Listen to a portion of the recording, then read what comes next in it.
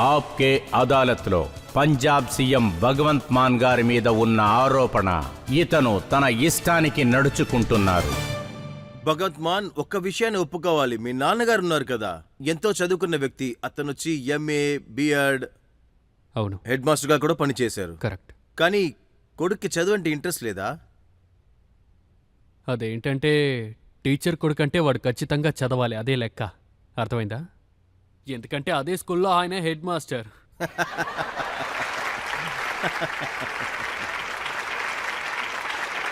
అందువల్ల చేష్టలు చేయాలంటే చాలా ఇష్టం, కానీ ప్రతి టీచరు హెడ్ మాస్టర్ కొడుకునే చూస్తారు. అందువల్ల నా చేష్టల్ని నేను అదుపులో పెట్టుకుంటాను. మా నాన్న సైన్స్ నేర్పిస్తారు. అందువల్ల స్కూల్లో నుంచి బంకంతా కొట్టలేను. అదే స్కూల్లో ఆయన హెడ్ మాస్టర్గా ఉన్నారు కదా. ఇంకేంటి, స్కూల్కి వెళ్తున్నానని చెప్పి ఇంట్లో బయలుదేరేసి ఇంకెక్కడికి వెళ్ళలేను, బయట ఎక్కడికి వెళ్ళలేను. ఎందుకంటే హెడ్ మాస్టర్ ఎక్కడ వెళ్ళానో ఎతుకుతారు కదా, ఇరుక్కుపోతాను. అందువల్ల చదవడంలో ఇంట్రెస్ట్ ఉండేది. అదేవిధంగా మా నాన్న మ్యాథ్స్ కూడా నేర్పించేవారు. ఈరోజు కూడా మ్యాథ్స్ నాకు బాగా వస్తుంది. కానీ సమస్య ఏంటంటే నేను వచ్చి ఎక్కువ ప్రశ్నలు అడుగుతాను. ఇది ఎందుకు నేర్పిస్తున్నారు, ఇందువల్ల జీవితానికి ఉపయోగం ఏంటి, ఇక్కడ ఇంతమంది ఉన్నారు,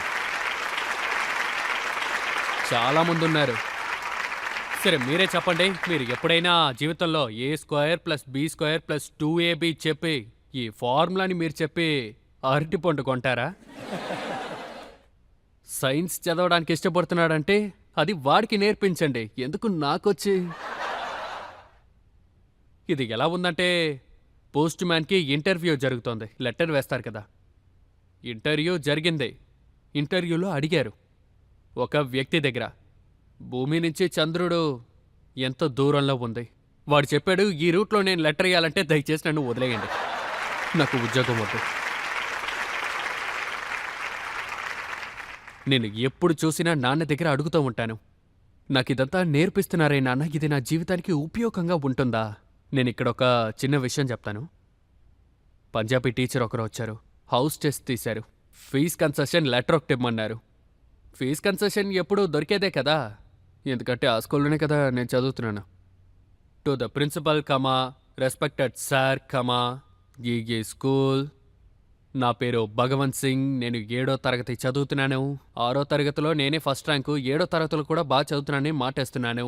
మా నాన్న కూలీ పని చేస్తున్నారు, అతనికి జీతం చాలా తక్కువ. మా ఇంట్లో మొత్తం 5గురు మంది. జీవితంలో మేము చాలా కష్టపడుతున్నాం, అందువల్ల ఈ ఫీజుని మేము కట్టలేకపోతున్నాం. నా దగ్గర ఫీజు తీసుకోకండి, మీకు కోటాన కోటి ధన్యవాదాలు. ఇది నా పేరు, రోల్ నంబర్, ఇది అని రాస్తాం కదా. నాకు వాళ్ళు మార్క్ కూడా వేశారు, 9.5. 10కి వెరీ వెరీ గుడ్ అని కూడా రాశారు. కానీ నేను బాధగా ఉన్నాను. మా నాన్న చూసారంటే ఒక సైకిల్లో ఇంటి నుండి స్కూల్కి వెళ్తారు. ఇంటి నుండి ఒక 3 కిలోమీటర్లో స్కూల్ ఉంటుంది. వెళ్ళేటప్పుడు మా నాన్న దగ్గర చెప్పాను, నాన్న ఏంటిది చూడండి, మీరు ఎందుకు పాఠాలు తీస్తున్నారు? ఆయన చెప్పారు, మీరందరూ తెలివైన వాళ్ళుగా ఉండాలి, అన్నీ నేర్చుకోవాలి, ఈ లోకం గురించి మీరు తెలుసుకోవాలి, ఏది నిజం ఏది అబద్ధం అని తెలుసుకోవాలి. సరే నాన్న, మీకు విషయం చెప్తాను, మీరు నాకు అబద్ధం నేర్పిస్తున్నారు. ఎప్పుడని అడిగారు. నేను టక్కుమని ఆ అప్లికేషన్ తీసి ఆయన చేతుల్లో పెట్టాను. ఆయన చదివేసి, సూపర్గా రాసావురా, బాగుందిరా, 9.5 మార్కులు, 10కి 9.5 మార్కులు తీసుకున్నావు, ఇది అద్భుతం రా.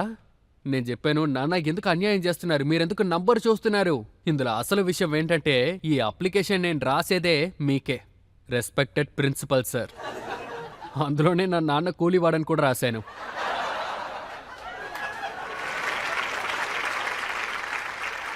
అంతేకాదు, నాతో పాటు ఇంట్లో 4 ఉన్నట్టు రాశాను, నాకు ఒక చెల్లి మాత్రమే. అలాంటి మిగతా వాళ్ళందరూ ఎవరు? అందుకు మా నాన్న చెప్పారు, నువ్వు నిన్ను పేదవాడిగానే చూపించుకోవాలి, అప్పుడే నీకు ఫీజు కన్సెషన్ దొరుకుతుంది. అప్పుడు నా నాన్నకి ఒక వార్త చెప్పాను. ఏ రోజైనా నా చేతికి ఒక మంచి పెన్ను దొరికి సిలబస్ని మార్చండి చెప్తే వచ్చిందంటే ఈరోజు జరుగుతోంది. అప్పుడు ఈ అప్లికేషన్ని పాజిటివ్ వేలో రాస్తాను. నేను ఇలా ఉన్నాను, మా నాన్న పేదవాడిగా ఉన్నారు, నేను ఫీజు ఇచ్చుకోలేను, నా ఫీజుని కన్సెషన్ చేయండి అని నేను అస్సలు రాయను, నా ఫీజుని లెక్కలో పెట్టుకోండి అని రాస్తాను. నేను మాటేస్తున్నాను, ఒకరోజు ఆఫీసర్గా వస్తాను, ఆ రోజు వడ్డీతో కలిపి ఈ డబ్బును నేను ఇస్తాను.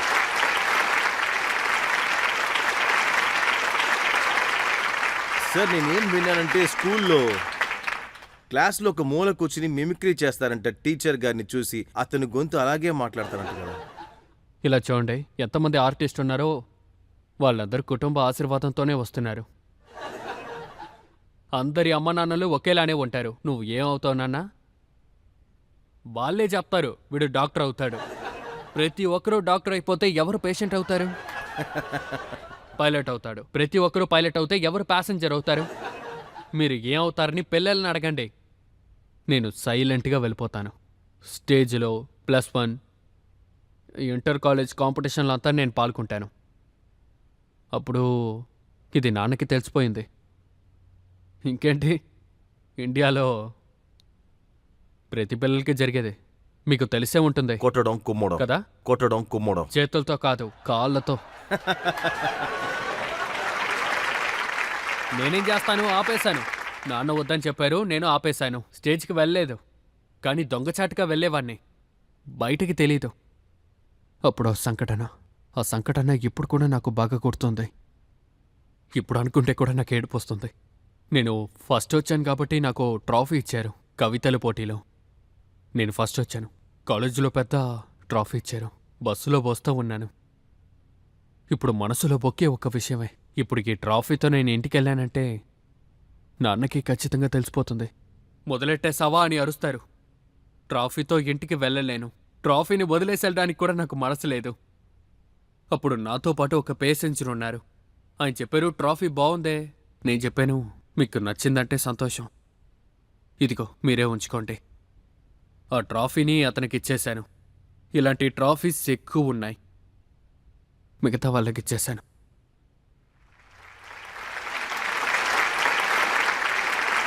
సో నేను వచ్చి ఈ ఆప్కి అదాలత్ని ఎక్కువ అమ్మా నాన్నలు చూస్తూ ఉంటారు. ఒకే ఒక విషయం చెప్తాను, పిల్లల టాలెంట్ని దయచేసి అర్థం చేసుకోండి. భారంగా ఉండకండి. ఇప్పుడు మీరు చూసారంటే ఎక్కువ ప్రొఫెషన్స్ ఉన్నాయి. వెళ్ళనివ్వండి. వాళ్ళకంటూ ప్రోటోకాల్స్ వేయకండి. వాళ్ళకి ఆకాశం చూపించండి, రెక్కలు ఇవ్వండి, వాళ్ళని ఎగరనివ్వండి. వాళ్ళకి రూట్ వేసి ఇవ్వకండి. వాళ్ళు సొంతంగా ఎగరని, వాళ్ళు ఎగురుతారు. ఈ రన్వే చూసారా, అది ఫ్లైట్ని ఎగరనివ్వదు. రన్వే సందర్భాన్ని ఇస్తోంది. ఆ తర్వాత మిగతావంతా ఫ్లైట్ ఇంజిన్ని డిపెండ్ అయి ఉంది. అది మరో 20 నిమిషాల్లో చండీగఢ్లో వెళ్ళి దిగాలా లేదా శాన్ ఫ్రాన్సిస్కోలో దిగాలా అని అది నిర్ణయించని. అంతా ఇంజిన్ చూసుకుంటుంది. కానీ ఫ్లైట్కి రన్వే చాలా ముఖ్యం. రన్వేగా ఉండాల్సింది పేరెంట్స్, టీచర్స్. ఇదిగో వీళ్ళందరూ ఫ్లైటే. వీళ్ళందరూ ఎగరొచ్చు, కానీ మంచి రన్వే దొరకాలి. మీకు రన్వే దొరికింది, మీ ఫ్లైట్ టేక్ ఆఫ్ కూడా అయింది. అప్పుడు నిజంగానే టేక్ ఆఫ్ అయిందని మీ నాన్నగారికి అర్థమైందా? ఇది కూడా నిజమే. ఆ తర్వాత అమ్మా నాన్న ఇంటర్వ్యూ ఇస్తారు. నా పాప పుట్టేటప్పుడే నాకు తెలిసిపోయింది. పిచ్చే టాలెంట్. నా కొడుకుని స్వతంత్రంగా వెళ్ళరా అని చెప్పి నేను వదిలాను, కానీ ఎవ్వరూ చేయరు. అంత అబద్ధమే. కరెక్టే కదా, పిచ్చగొట్లు కొడతారు. ఇందులో ఇంకో విషయం కూడా జరిగింది. అది పట్యాలలో. అప్పుడు మేము పట్యాలలోనే ఉన్నాం. అక్కడ గవర్నమెంట్ స్కూల్ ఉంటుంది కదా, ప్రిన్సిపల్ పేరులోనే లెటర్ అంతా వస్తుంది. కాషాయ రంగులో గవర్నమెంట్ లెటర్ వచ్చింది. గవర్నమెంట్ ఆఫ్ ఇండియా అని దాని మీద స్టాంప్ ఉంటుంది. అందులో రాసుంది మా నాన్న పేరు మహేంద్ర సింగ్. అందులో రాసుంది Mahendra Singh, father of Bhagwant Mann, government head master, government middle school. నేను లెటర్ తీసుకుని నాన్న దగ్గర తీసుకెళ్ళి చూపించాను.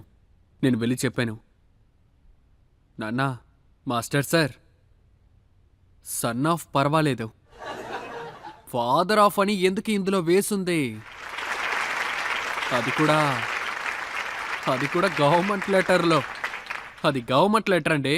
ఆయన చెప్తున్నారు, అదేం కాదు, నీ పేరేస్తే లెటర్ తొందరగా వచ్చేస్తోందని. అదేంటంటే ఆయన నా కీర్తిని ఎంజాయ్ చేస్తున్నారు. అమ్మా నాన్నలు అయిపోయారు కదా. ఆ తర్వాత తన పేరుని ఆయన ఏ చోట చెప్పరు. ఒకరోజు ఆయన నా సిస్టర్కి కాల్ చేశారు, నా సొంత సిస్టర్కి. ఏంటి మన్ ప్రీత్, నేను భగవంత్ మాన్ నాన్న మాట్లాడుతున్నాను అంటే నాకు నాన్న కాదా అని తను అడుగుతోంది.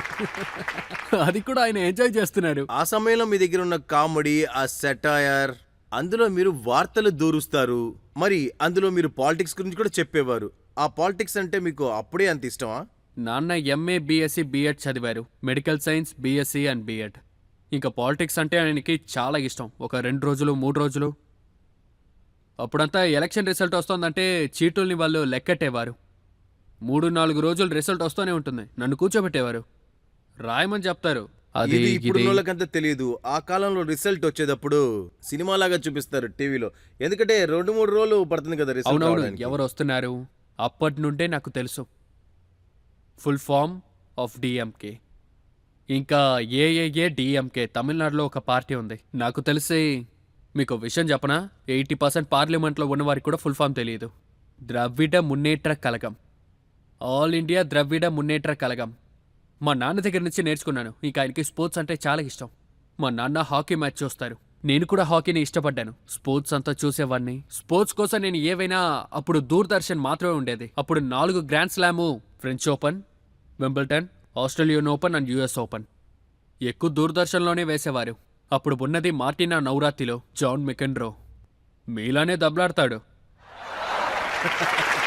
ఎప్పుడు చూసిన గొడవ. ర్యాకెట్ తీసి కొంత కొడతాడు. Boris Becker. అప్పుడు చూశారంటే గ్యాబ్రిలా సెబెత్తేని. అప్పుడంతా నేను ఎక్కువ చూస్తాను. ఎప్పుడు నేను క్రికెట్ చూశానో 1990 నుంచి ఎప్పటి వరకు నేను బ్యాటింగ్ ఆర్డర్ ప్రకారం ప్రతి టీం ప్లేయర్ని చెప్పగలను. సరే, వెస్టిండీస్ ప్లేయర్స్ నేమ్ చెప్పండి. వెస్టిండీస్ టీం ఎప్పుడు నేను రేడియోలోకి వినటం మొదలెట్టానో అప్పుడు ఉన్నదే Desmond Haynes, Gordon Greenidge, Richie Richardson, Gus Logie, Vivian Richard, Carl Hooper, Jeffrey Dujon, ఈయనే వికెట్ కీపర్. అలాగే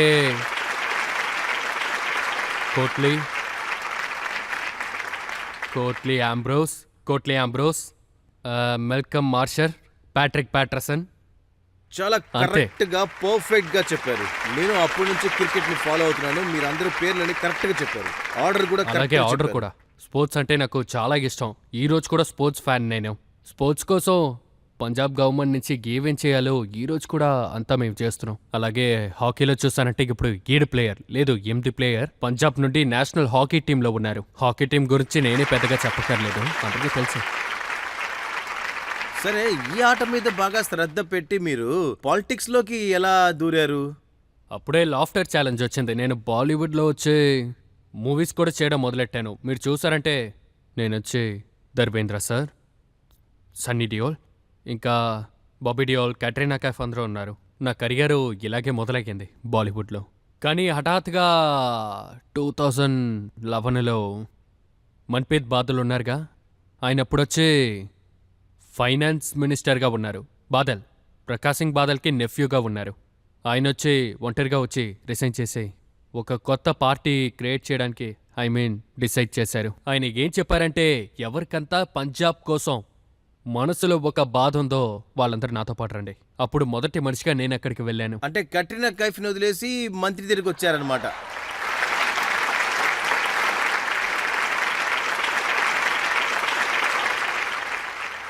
కట్రీనా కైఫ్ని వదిలేసి పంజాబ్ కోసం వెళ్ళాను. భగత్ సింగ్ ఒక కవిత చెప్తారు, ప్రేమించడానికి అందరికీ హక్కు ఉంది. ఈసారి నేను ఈ భూమిని నా ప్రేమికురాలుగా తీసుకుంటున్నాను.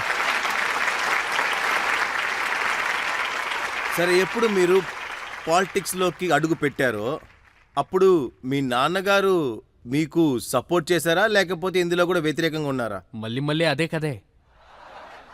రాజకీయాల్లో వెళ్తానని చెప్తే లేదు నువ్వు ఇక్కడే ఉండాలి. అప్పుడు ఆయన ఏం చెప్పారంటే, లేదు ఈ పని బాగుందిరా, ముందు ఆయన ఈ పని ఆపారు. నేనప్పుడు ఆయన దగ్గర చెప్పాను, ఒక జీవితం మాత్రమే ఉంది, మనం మంట కాల్చేటప్పుడే మన నవ్వు పెద్దదిగా ఉంటుంది. ఇంకా నాకు ఎదురుగా అదేంటంటే నా కళ్ళ ముందర పంజాబ్ రైతు ఆత్మహత్య చేసుకుంటున్నాడు. నా కళ్ళ ముద్రే డ్రగ్స్ కోసం యంగ్స్టర్ అందరూ వెళ్తున్నారు. నా కళ్ళ ముద్రే ఎన్నో ప్రాబ్లమ్స్. కానీ నేను సీడీస్ ఇంకా షోస్ అంతా చేసి ఇక్కడి నుంచి వెళ్ళిపోయానంటే అది బాగుంటుందా అని చెప్పండి. విచిత్రంగా ఏదో ఒకటి మనం చేయాలి కదా. అప్పుడే నాకు అనిపించింది, రాజకీయాల్లో ఉండి మనం మార్చగలిగామంటే రాజకీయాల్లోకి వెళ్ళి చూద్దాం. నా మొహాన్ని ఎవరు ఫేమస్ చేశారు? పంజాబ్ వాళ్ళు. నా గొంతుని ఎవరు ఫేమస్ చేశారు? అది పంజాబ్ వాళ్ళు. అందువల్ల నా మొహాన్ని నా గొంతుని వాళ్ళ కోసం ఉపయోగిద్దామని నిర్ణయించుకున్నా. మీరు చెప్పినట్టు